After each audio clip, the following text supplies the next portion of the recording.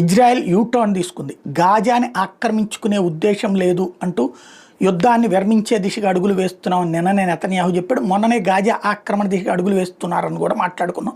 తర్వాత నెతన్యాహు ఇట్లా చెప్పేటప్పటికి ఏం లేదనుకుంటే మళ్ళీ తాజాగా వాళ్ళ క్యాబినెట్ నిర్ణయించింది గాజా సిటీ స్వాధీనం. అంటే ఇప్పుడు ఇదివరకే వెస్ట్ బ్యాంక్ ప్రాంతాన్ని అట్లాగే స్వాధీనం చేసేసుకుని ఆ ప్రాంతం అంతా బాంబులతో చదును చేసి పడేసి ఆ ప్రాంతాన్ని తర్వాత ఇజ్రాయెల్ పౌరులకు అప్పచెప్పింది.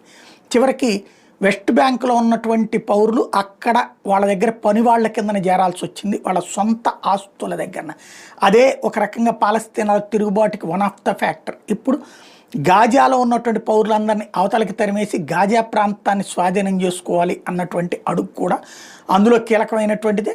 తమ ప్రాంతంలోని పబ్లిక్ మీద దాడి చేసినందుకు ప్రతీకారంగా అక్కడ ప్రాణాలు తీసింది 50-60 వేల మందిని, 1200 మంది ప్రాణాలకి 60,000 ప్రాణాలు తీసింది.